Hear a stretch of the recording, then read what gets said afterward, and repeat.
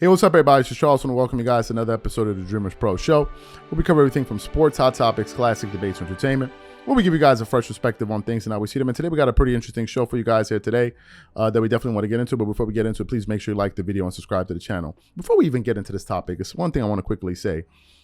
Giannis is, in my personal view, I don't believe Giannis is getting enough coverage right now this season, especially when we're talking about MVP discussion, right? Giannis and Nikola Jokic have a very similar record. I think Giannis has the most 50-point games this season, if I'm not mistaken.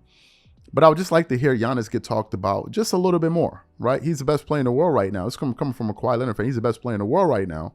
And I think he should be getting a little bit more coverage and a little bit more consideration for MVP, right? If anyone deserves an MVP consideration, I believe Giannis Antetokounmpo is one of them. He's right up there with Nikola Jokic and whoever else we may be considering. And I just would like to see him get more coverage. But anyway, speaking about Giannis Antetokounmpo, a number of days ago, we wanted to cover this show. A number of days ago, the Clippers went in there to face Giannis Antetokounmpo, right? They went in there to go face Giannis, and it was a nationally televised game, and they were going to be playing against the Milwaukee Bucks, and it was a big game, as y'all know. Giannis and Kawhi have faced each other in the in the playoffs before, and it was very, very entertaining.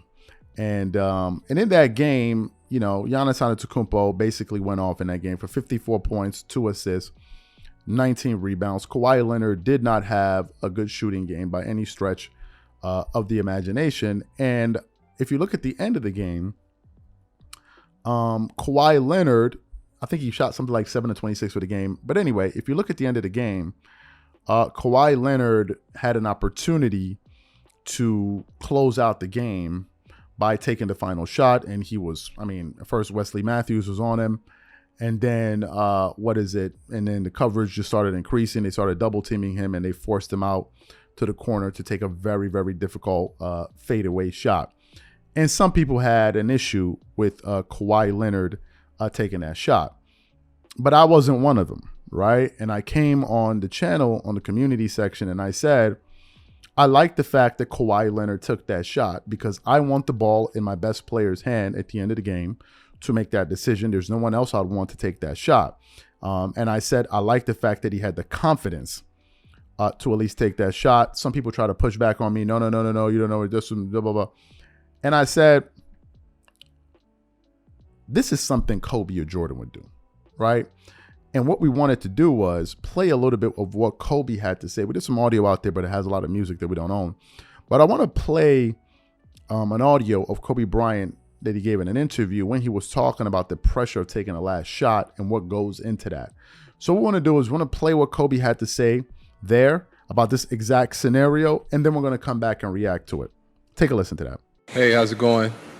There's this quote, by Jordan that says, he took so many shots and he's failed so many times, which is why he succeeds. And there's that famous clip of you, I think you were a rookie when you took those shots against the Jazz. Did that moment help to propel you to become the player that you are now? Like, did that help you to develop that Mamba mentality that you have? In a sense, yeah. I see, but before those air balls, the mentality was already there because, I had the cojones to shoot them. Yeah. And not only did I feel like I had the cojones to shoot them, like I felt like I should be the one to shoot them. That was just my logic and reasoning, right? And then I failed miserably. Yeah. And then after that, when I get back home, I'm like, well, am I not clutch? Like, what the hell? What the hell happened? Right? Like in high school, I know different things. But in high school, I hit a lot of game winners. And, even though it's a different stage, yeah, but at the time, that high school was this stage for me.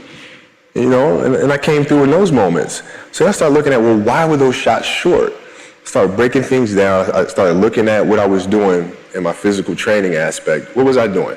I'm coming from a season where I played 35 games max. Now I'm going to a season where I'm playing 110, 115 games. What am I doing? All the shots felt good. They were on line. I just didn't reach the basket. And that's when I said, okay, I'm going to start changing my training regimen and do a lot of weight training throughout the course of the year to get stronger as the year progresses. So that's how I was able to kind of think through that process and use it as an opportunity to grow as a player. So you heard what Kobe had to say about taking the last shot to close out a game. Now, MJ said the same thing. The reason I failed so much is because, I failed so many times because I've attempted so many, I succeeded because I failed so many times.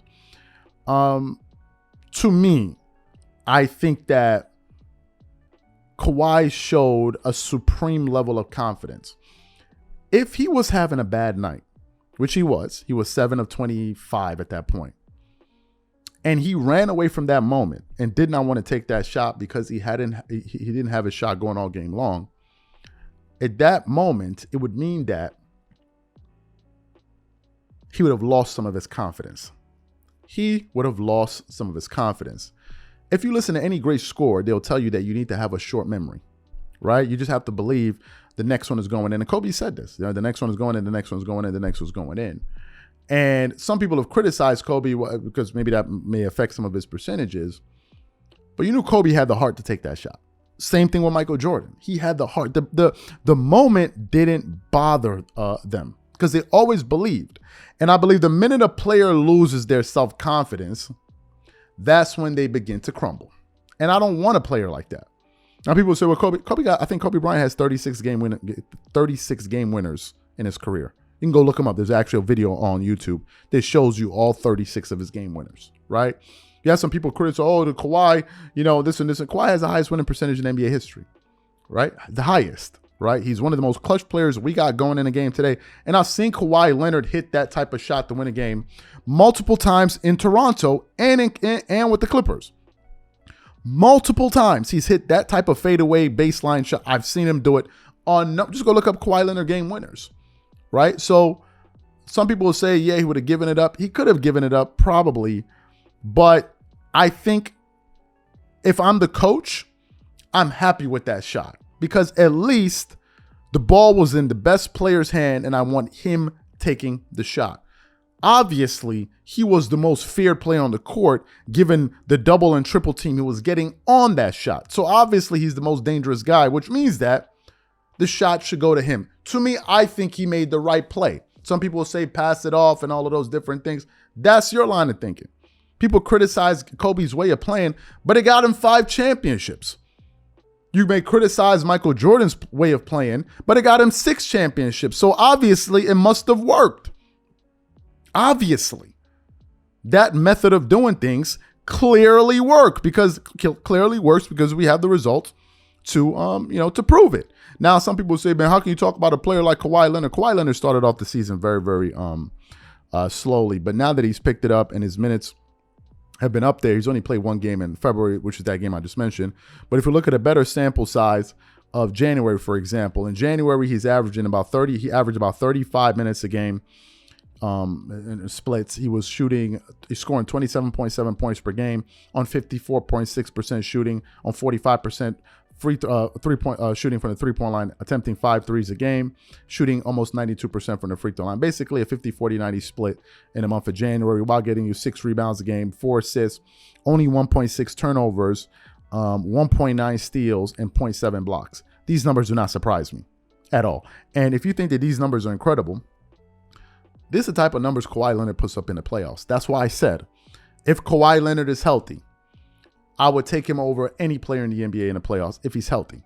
I would take him over any player. And you can have Giannis, who Giannis is my dude. You can have LeBron. You can have Kevin Durant. You can have Joel Embiid. You can have Nikola Jokic. You can have Stephen Curry. If I could choose from all of these guys, I'm going to pick Kawhi Leonard 10 times out of 10 times. Now, some people will say, well, Kawhi Leonard choked. Name the player that hasn't lost a series in the playoffs that they were supposed to win. Name the player. Name the player. The only person I can think of that really didn't do that is probably Jordan. But name the player. Everybody's lost the series at times. Kobe Bryant blew a 3-1 lead. So what? Kobe sucks too. What are we doing here? What are we doing? LeBron scored 8 points in the finals. Averaged 17 points in the final. Does LeBron suck? So cut it out, right? Cut it out. Stephen Curry blew a 3-1 lead. Does Stephen Curry suck? Like, what are we talking about here? These are just Kawhi Leonard haters. So I'm not coming off my position. This is just a basketball ideology that I'm giving you. Some people will think otherwise. This is just the way I think. So what I want to know from you guys is, what do you think about what I'm saying? Whatever you guys think, if you agree or disagree, leave your thoughts in the comment section. We catch you on the next show. Peace.